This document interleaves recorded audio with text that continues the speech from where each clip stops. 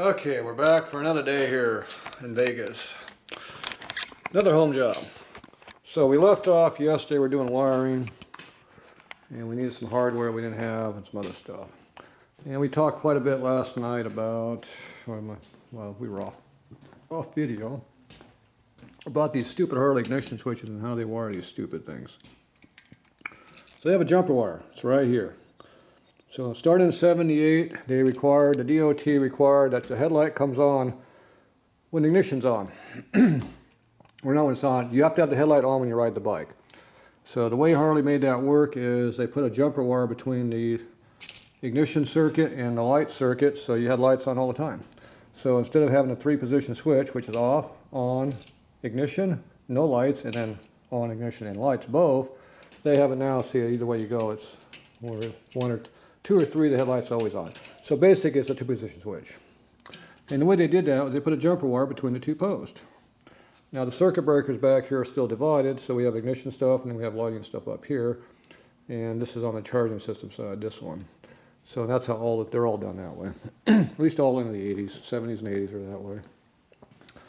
So over here you can plainly see on the back ignition switch, I get what you can see in there. Where is that damn thing? I can't even. Oh, dumbass. That ain't the switch. It's over here.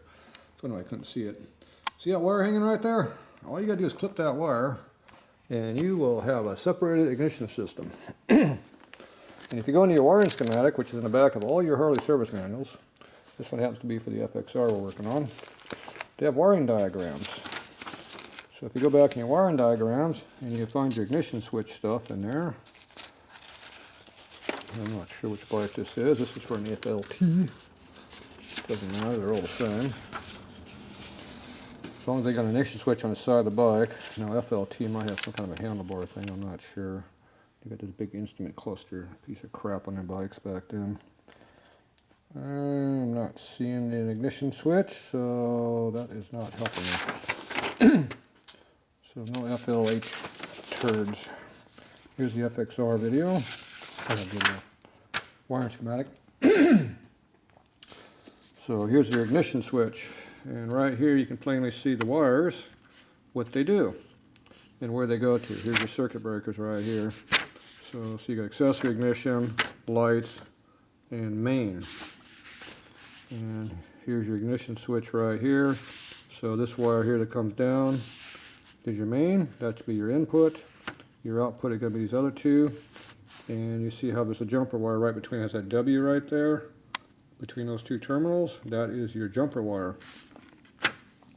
So all you do is clip that wire, the switch is separated, and now you have a real Harley ignition again. And on these old bikes, it's nice to have the headlight off. Well, it goes for any bike. Start the damn vehicle with the headlight off. Why would you have it on when you're starting? Stupid. So he's going to make a decision whether we're going to take that thing out of there or not. The next problem was he had any hardware laying around. So we went down to the store, bought some hardware. So here's what 50 bucks of hardware looks like. You don't get much these days. So basically I got a bunch of nuts and washers. So these are all different sizes. Basic is number 10 thread through 1/2 inch is what we've concentrated on. And we got some little locking nuts here. These are called kept nuts. They got little star washers built in the back of the nut.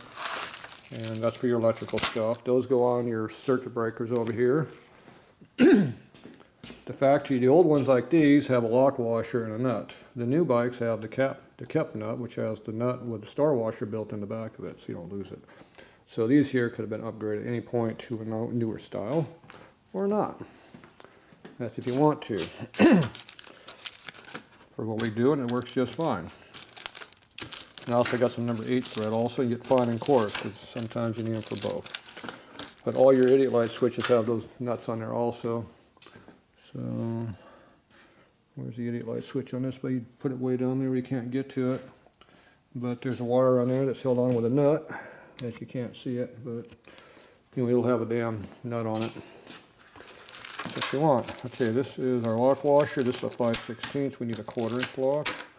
There's our 3/8. There's a 7/16. There's a lock nut. It's surprising how hard it is to get fine threaded hardware at a store. It's like they have discrimination against a fine thread. Oh, here's a 1/4 inch block right there. And here's some more stuff here. So this is basically what we got. So we got tons and tons of stuff. That's what they got. So we went to these are Hillman fasteners. I forget the name of the store over there, but anyway, it's a store. Me personally, I go to, what the hell's the name of that place? I forget now. I forgot. What is it? Oh, boltdepot.com. That's what it is. Bolt, B-O-L-T, depot is D-E-P-T or O or something, and then .com. Figure it out. Anyway, they'll sell you one part or they'll sell you a million parts. Your choice. So in this case, we need 2 parts. 2 lock washers. 1, 2. That's what we need.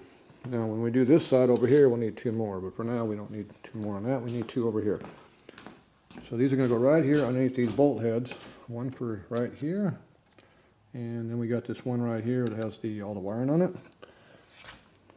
It wouldn't hurt to have that also. I'm going to put a little blue Loctite on it, just for the hell of it. So you need to have a little bit of hardware laying around, just a little bit. You know, you got 4, 5, or 10 parts each piece over there. That's all you need. Some stuff only got 2 of, like the big lock washer. You only need 2.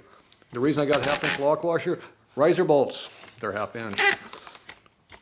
Axle bolts under here. These are usually 5/8. Sometimes the front ones are 1/2. Sometimes the back ones are 5/8. Fine thread, which they don't have many of, but they're out there.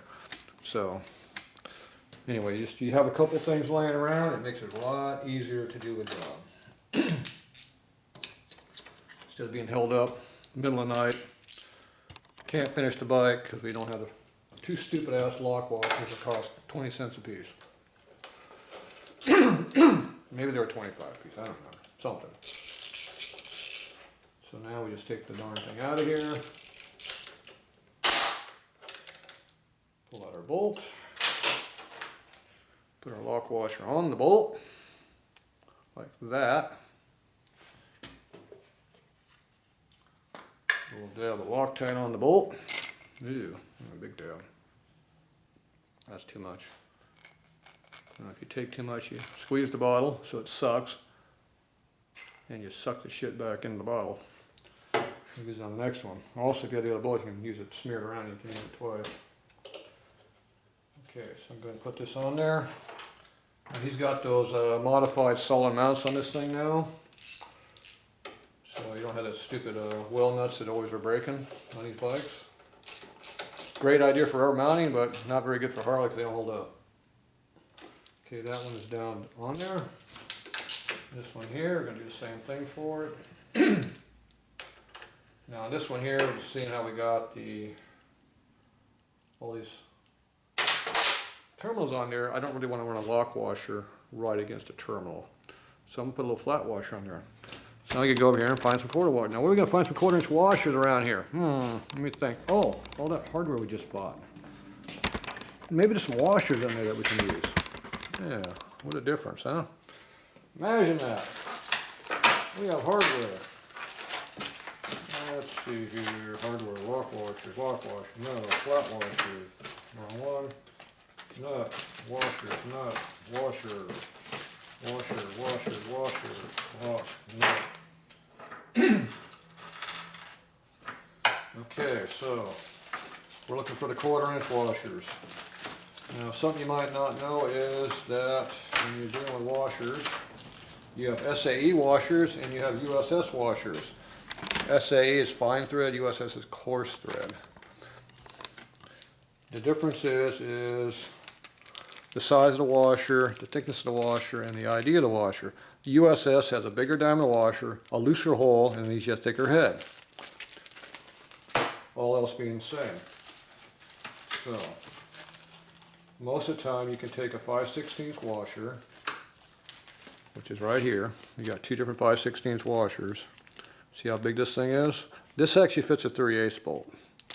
So what you do is you get a 1/4 inch washer that's USS, and then you can make it into a 5/16. So a lot of these I mix them up. So I'll run the next size down. Now this one here, I only got the 1 5/16 because the other 5/16 is actually a 3/8. It's big. And the 3/8 washer is right here. So there's a 3/8 washer there, and there's a 5/16 USS, which is the same hole size, but in this case, this one looks a little smaller. This might be the 3/8, this might be the USS, but USS is usually bigger than SAE. So even though this is 5/16, this is 3/8, they work. They still work. So it gives you a little bit different washer size if you need it. Okay, so we're going to use a 1/4 inch washer, and these are SAE 1/4 inch. So we take our flat washer, go like that. These have a pretty loose hole in them, which I don't like, but that's how they make them these days. So now when we push against the terminal, the wire terminal, we don't butcher it and screw it all up. We're not tearing it up. We're going to just assemble it and go for it. So that would go right here underneath all of this stuff here. It all gets put together, it goes in there. Now we're going to do a wire change over here on the positive side when we get to it. But for now, all these grounds are going together like this. I'm going to put a little dab of Loctite over here that we already got spilled all over the place. Just wipe that on the side. Find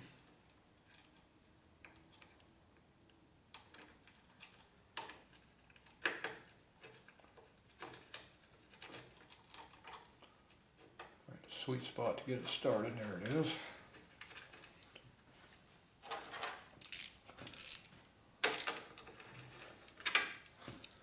Okay, all the wires. Make sure you don't stack your terminals up so they work correctly. Make sure the washer's not too big to actually go over the terminal. That'd be another problem. And see, as you rotate it, the wires want to go down a little bit. You go like that. Now, if they're rotating down, you don't like how that is, you loosen it up. See how they went up a little bit? Go up a little higher. And tighten them again. There's full tight, and now they're not quite as far around as they were. So you can play around with them, get them full torque where you want them to be. Alright, so there you go. Now this is mounted there nice and solid. We got our lock washers on there and some Loctite. We got a flat washer on our terminals. So everything works pretty good. So that's our ground, and we're good to go on that. Now the next thing was our hot wire on this thing was all small, which we didn't like. And we couldn't fix it at the time because we didn't have the wire. Okay, this is a fancy ratchet here. How do you reverse it? I don't know how you... This one doesn't reverse, you have to flip it. There you go. I don't like that. It's really loose too, I don't like that either. I don't know who made this, I don't like it. Piece of crap. It's not even the right size. We have our 10 mil. I don't know. I think we had to use my 10 millimeter socket. You have a 10 millimeter socket down here, my quarter drive kit down here for batteries. I really don't like this ratchet. It's really loose here. It's a worn out dingleberry. We don't like worn out dingleberries. There's no feel in that. I don't like it. It's all dead spot, doesn't do anything. I don't like that ratchet. We're going to pull out my old SK ratchet that's been around. I've had this since I was a kid. Still works just fine. I like it. I also like using extensions so I get the ratchet up out of the way so I'm not banging into stuff. See, you use an extension, see how high you are? You're not hitting anything. You got plenty of room to get in there. Okay, so this is our positive terminal over here. Battery bolts look like battery bolts. And then we're going to have our terminal over here we're going to disconnect off for this one. Go back to a 3/8 socket. And we figure out where that wire is at. It's right here. Comes right off that circuit breaker right there. And before you pull this off, you look at your length and see what you like. And this wire can be an inch shorter if you wanted to. Now, if you're not sure how much shorter it can be, you take the terminal off here. And this has that loose lock washer because this is not a kept nut. See, kept nut, this is all built in. So you hold the wire over here in a positive terminal you want it to be. You take this wire off of here, straighten it out, reroute it to how you want it to be. And it looks like about an inch shorter would be the perfect length. And if you see I did that, the headlight comes on. Yeah, headlight's on. That's because that's power. It's a 12-volt system. Okay, so we're going to make this wire in a stronger gauge wire, or a bigger gauge. Makes it stronger too. We're going to make that. So we also bought some wiring stuff. I'm not sure where he put it all, but we bought it. We went over to the hot rod shop and bought a wire. Oh, he's on his way back. I heard the door slam. I hear the mutt coming. Oh, there's the biter. Anyway, what are you doing there, huh? Yeah, there's a biter. Yeah, look at my thumb. He did my thumb the other day. It's still bleeding. So, going to Daddy. On his way out of here. Okay, we gotta find some wiring. I put my washers back in the baggie so we don't lose them. I have to figure out where he's gonna put all these. You should separate all lock washers, all flat washers, all nuts separate so they don't get mixed up. Put them in one, all of those into another bag. And you got less bags to worry about. Okay, so here's a bunch of wire channels laying out here because they didn't get put away last night. He's got a nice wiring kit right here. Just a free advertising there. So these go in here. It's nice, just a nice kit. These are all uninsulated. They're soldered together, so they're nice. So you just figure out which ones are which. I don't know. It's 18.8, 18.10. We got number 10. We're 18 gauge. That might be 16 gauge. It's 18 gauge here. Yeah, see, this is smaller, see? Smaller, 18, 16. Here, so this 18 gauge goes there. So we want 16 gauge, number 10. So 16, 14 gauge 10 should be this one. This one here should be the same as these right here. Look at that, they look the same. Okay, so these go back in that container right there. If you keep this stuff separated and don't mix it, keep it organized, it's a lot easier to do your jobs later on. This is a nice kit, I like this. Okay, that's your bag. That's tubing.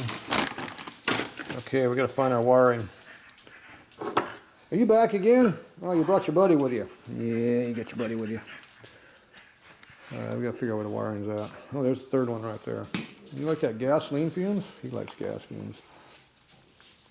Okay, this was in the car. We're close. Where do you leave the wiring at? See what happens when I don't do something? I don't know where it's at.